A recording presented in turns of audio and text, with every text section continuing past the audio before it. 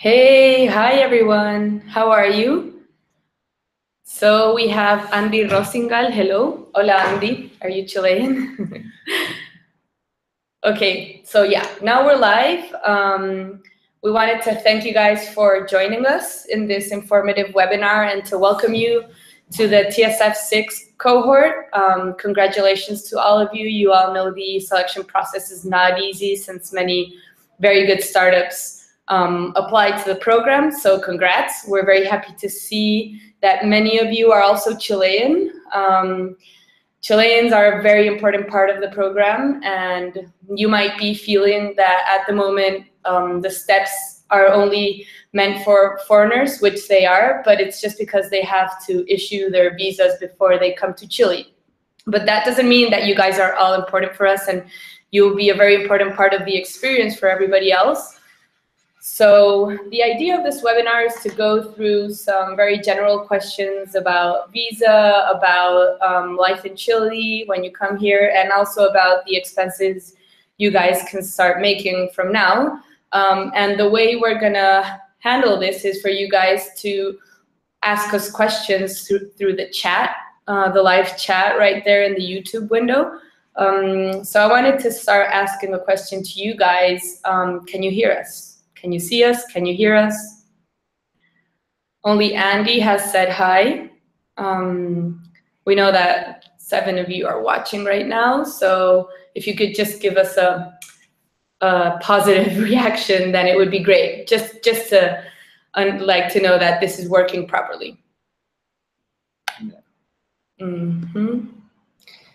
Okay, so while we wait for your questions and answers.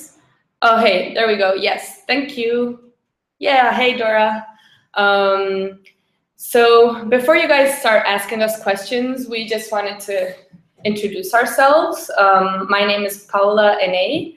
I'm your community builder. I'm the community builder for Startup Chile, actually, for all the C generations and TSF generations that are currently in the program. And I'm super excited to be able to meet you guys in person by September 4th. And this is... Hi, I'm Conrad Fernandez. I'm the operations director here in Startup Chile. So I basically will deal with all the money-related stuff and all the accountability in terms of the progress for the projects. So below me, we have the account executives that you all going to have during your stay in Startup Chile. Yeah. Great. So Conrad will be the person answering all the questions you might have at this point about the expenses you can already start allocating. And I'm here to answer any questions you might have regarding your visa process and your experience in Chile. So Monica just joined. Hey, Monica, nice to have you here. So it looks like you guys are a bit quiet. You don't really have any questions. So just in case, I'll start making a general overview about what your experience in the program is. There are some mandatory dates that the team leader or the beneficiary of the program must comply with, which is the first one is September the 4th, which is your orientation day. All of you have to be here, Chilean or non-Chileans. You have to be here by September the 4th, and there are no real exceptions made because on the first week of your program, many important things do happen. For example, the first day we do a general introduction of what Startup Chile is. You get to meet the staff. You get to understand how we work, what each area of the program expects from you guys. And the second and third day, with the foreigners, we go to the PDI and register your visas. And we also obtain a Chilean route number for you through the civil registry. And on Friday the 8th, you have your intro day, which is the day where you have to make a pitch for everyone in your generation. And for all of us here in the staff, it's a short pitch, a 3-minute pitch on your startup. and you will get more specifics on that later on. But hey, Paulina, thanks for joining us, and hi, Panipa, thanks for joining us. We have people from all over the world here, from Thailand, from Nigeria, from Poland. So this is going to be quite a diverse generation. Okay, guys, so we're waiting on your questions. Maybe Conrad, in the meanwhile, you can make a general overview on expenses they can start making by now. Yeah, so girls, so as we told you in the step 1 email, right, that was sent. Step 2 was sent on Monday. Step 2 that was sent this Monday, last Monday. In that email, we told you that you were able from that day onwards to start allocating some expenses. Okay, so and we specify which expenses you can allocate from that day. Okay, so to make very clear, those expenses can be flight tickets, okay, in order to come to Chile, and the visa fees, and all the fees that you have to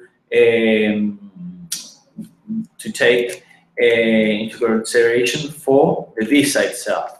Like, for instance, any background checks that you have to do for your visa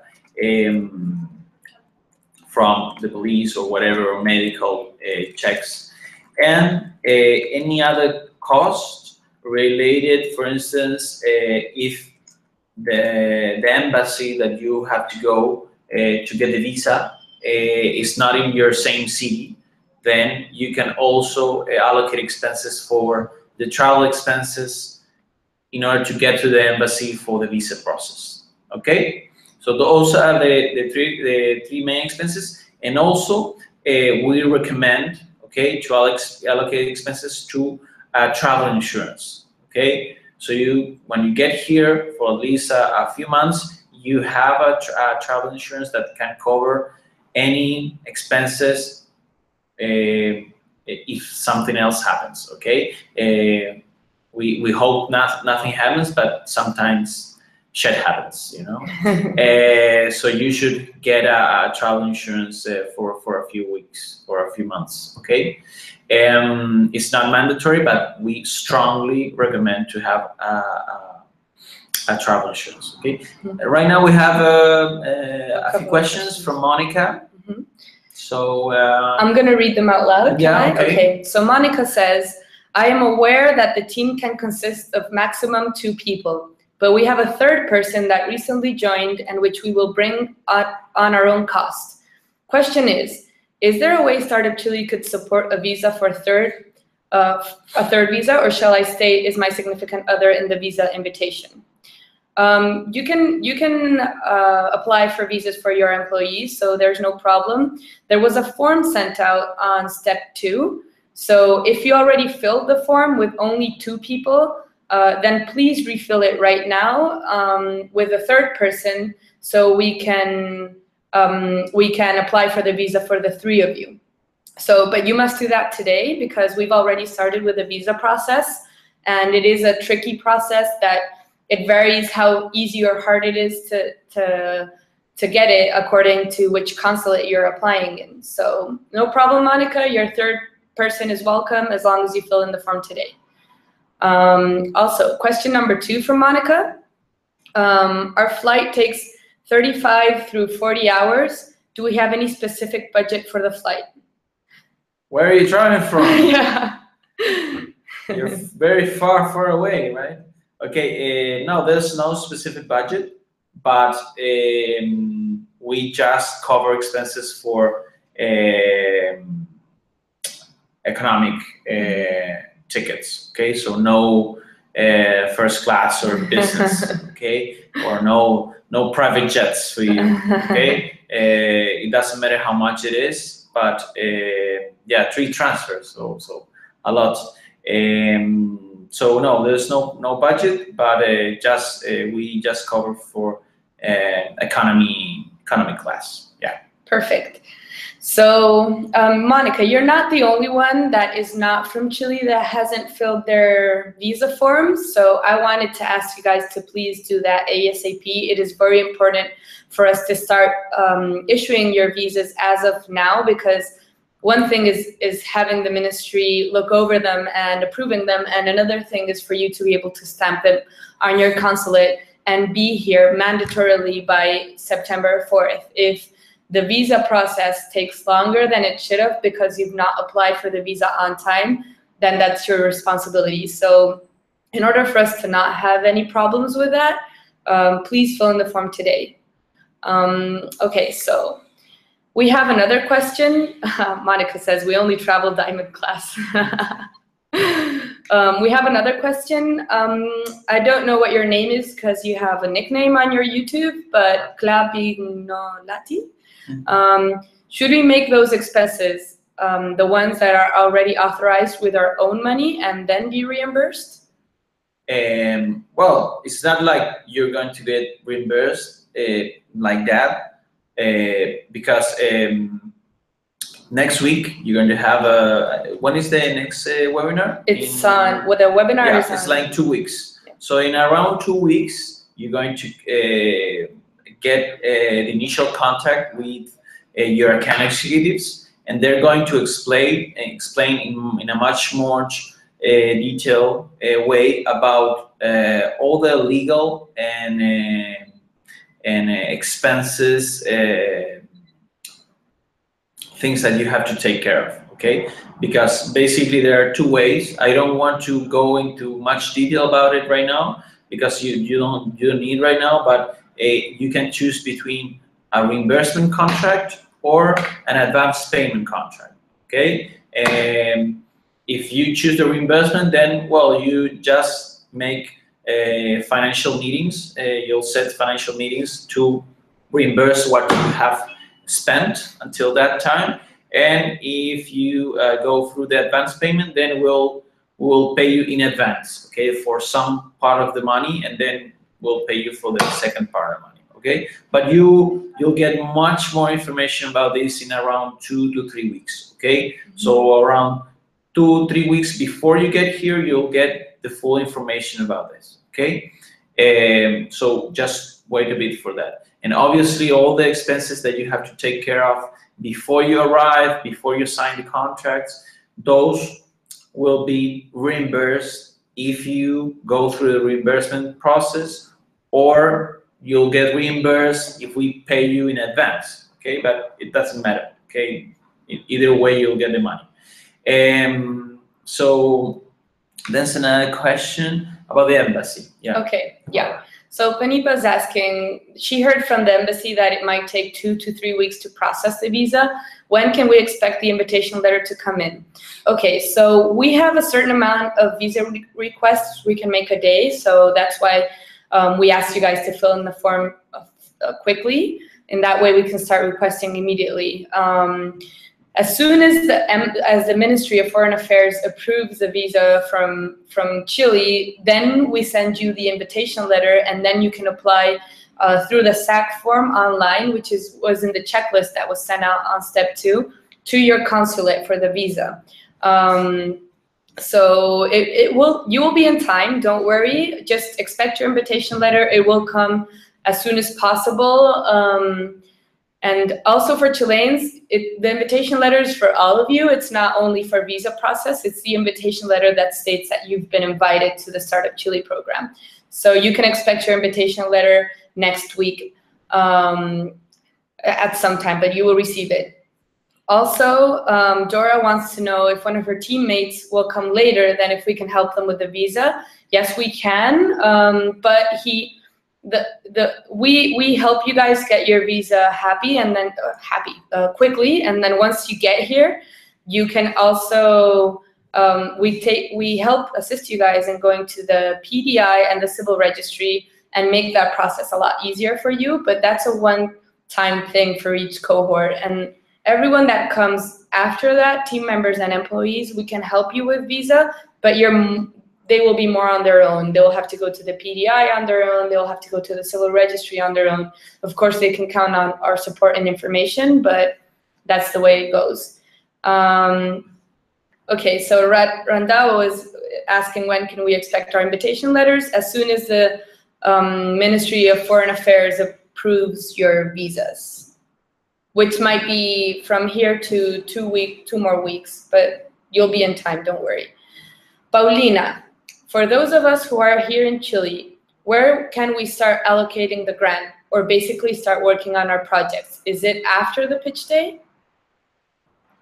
Okay, so before Conrad answers. So you can start allocating expenses after you start a program, okay? Before that, the only expenses that you can allocate are the ones for the visas or making sure you arrive to the program. In the case of the Chileans or the people that is already in Chile right now living, you can't allocate any expenses yet. Okay, you have to wait until you have the contact from your account executive and you have an approval from them for any of those expenses. Okay, before that, if you make any expenses, those will be on your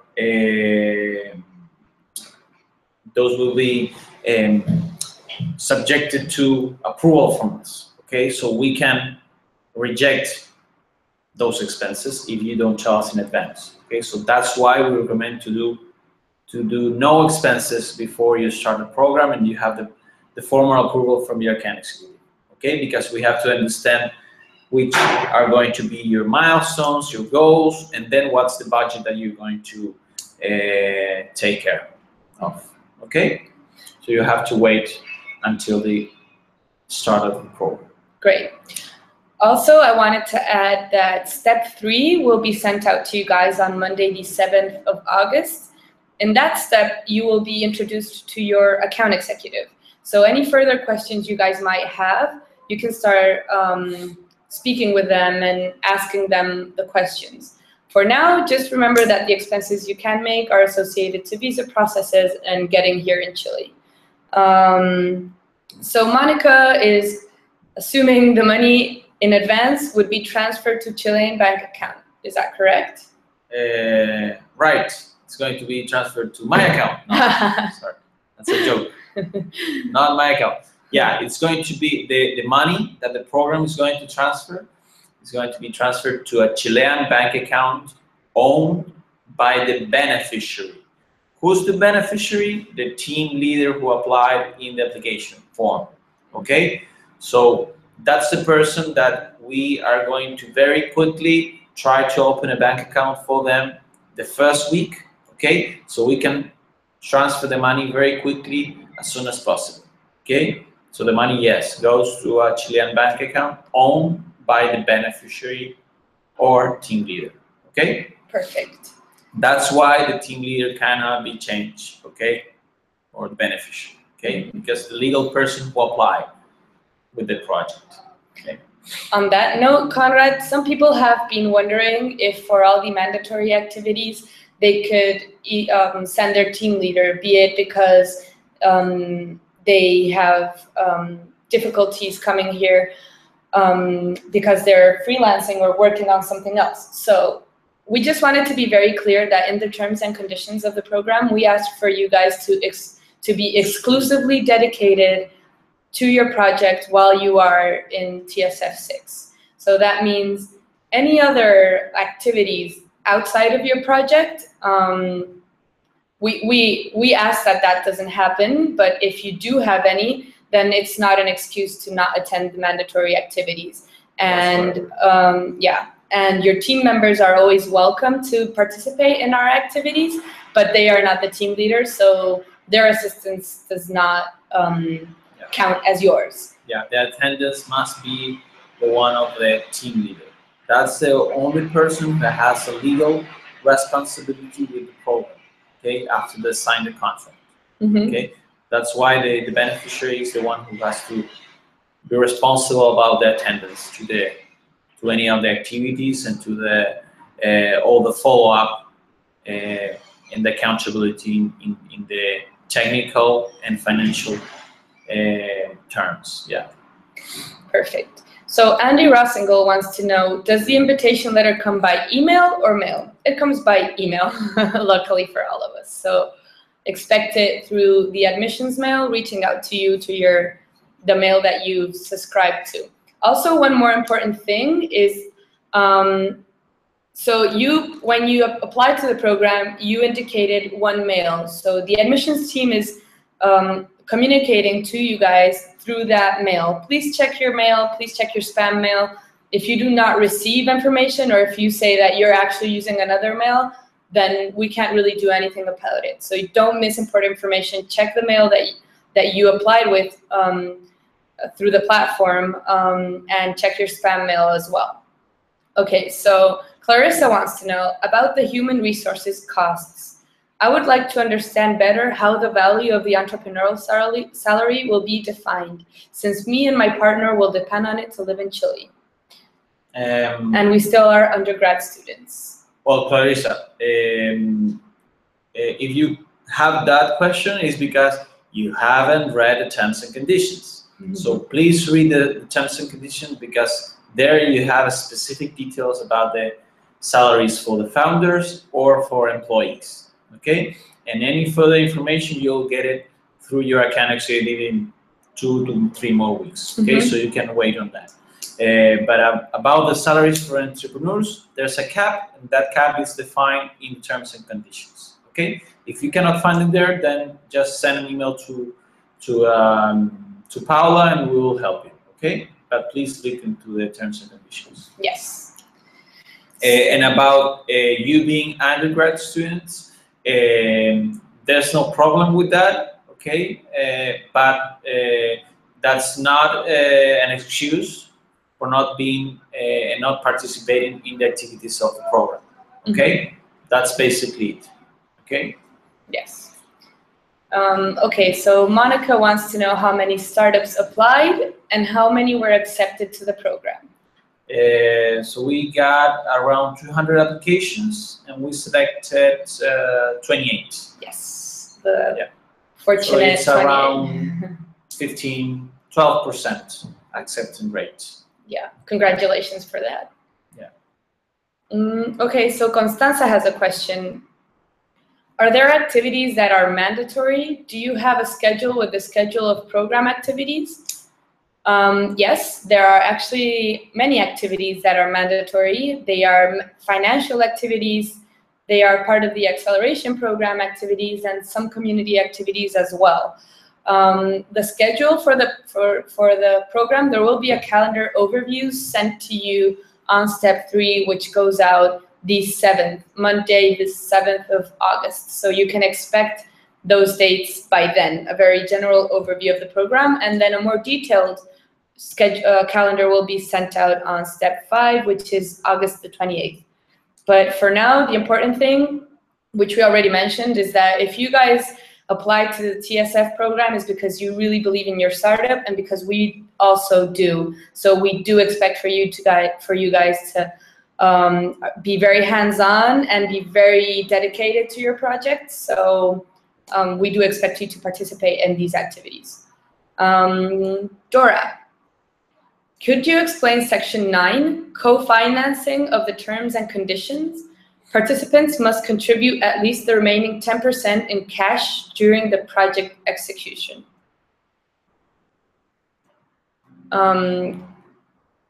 This one. Yeah, but yes.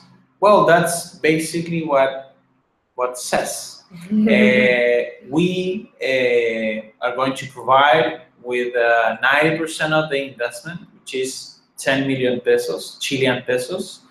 And whenever you have, let's say you go through reimbursement, whenever you want to reimburse, let's say 1 million, you'll have to add 10% on top of that to get the million as reimbursed, okay?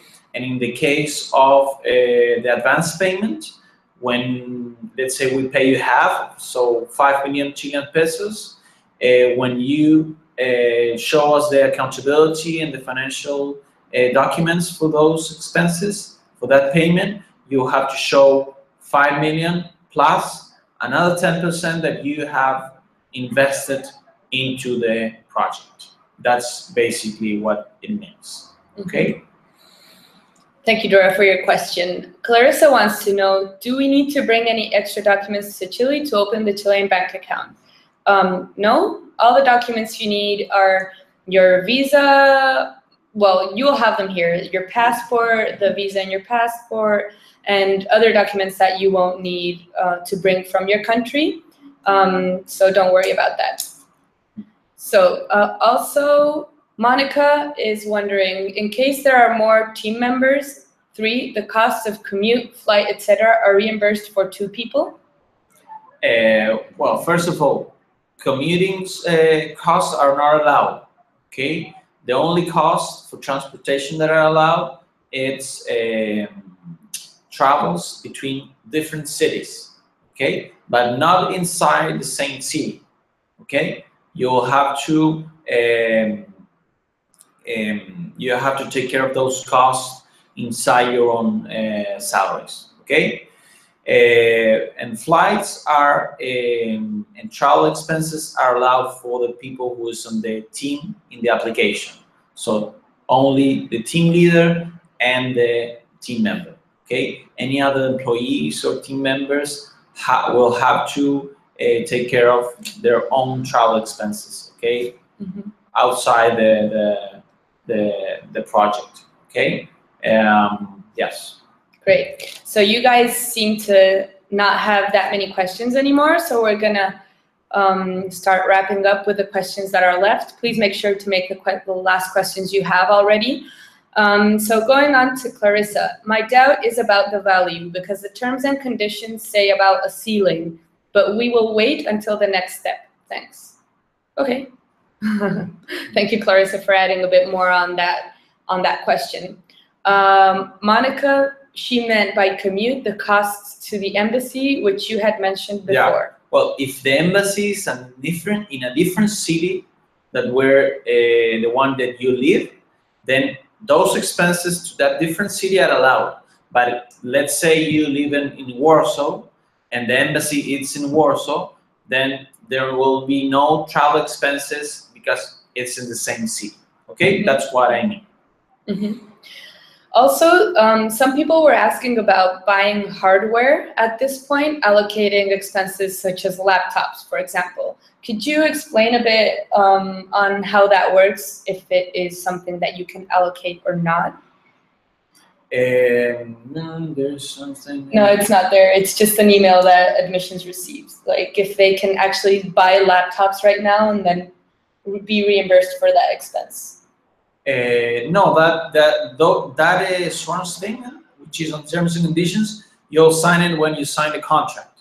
Okay, that's a sworn statement in order to get the money up front. Okay, or whenever you get the payment from us. Okay, but we'll take care of that once you sign the contract in the first 2 weeks. Okay, so don't worry about it right now.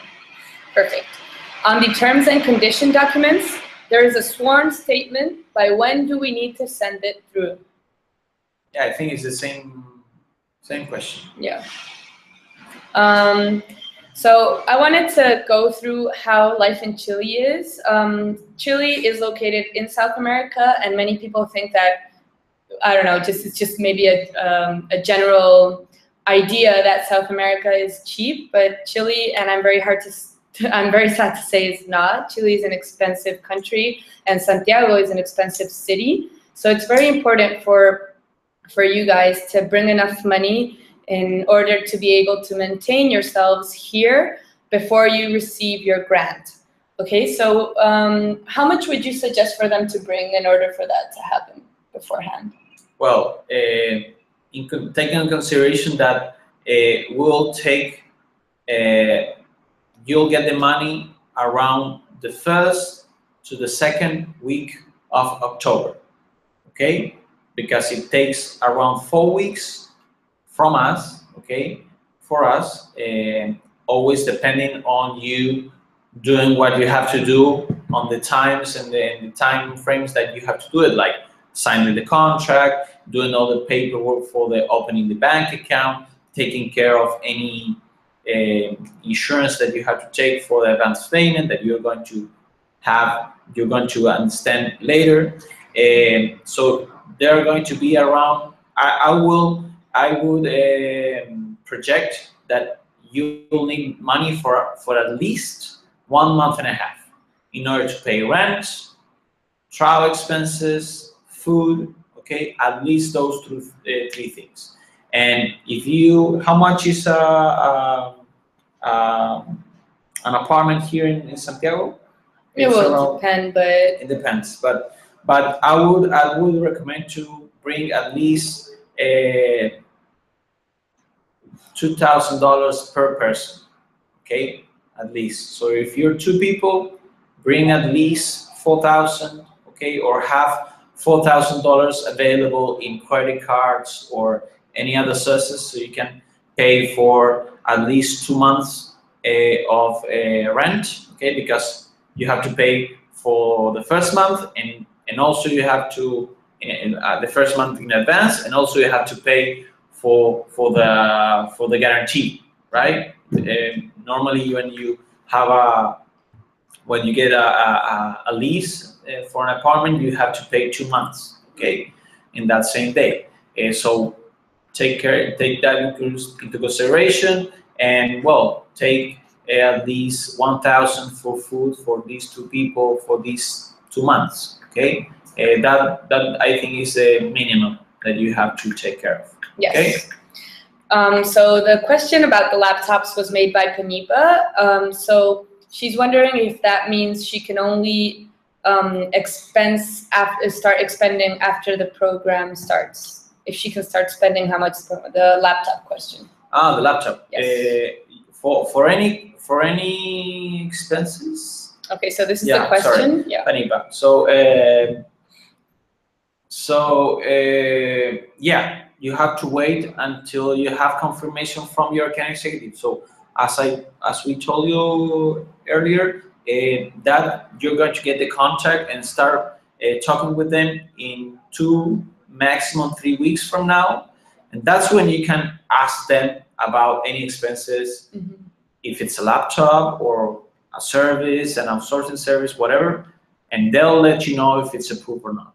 Okay, yes. Depends on the realities of the different projects that we have. Okay. Yes, she's asking this because she's flying to Chile via the US, and of course, it's flying much this is cheaper cheaper. There. But well, you have to let them know, your connectivity as soon as possible. Okay.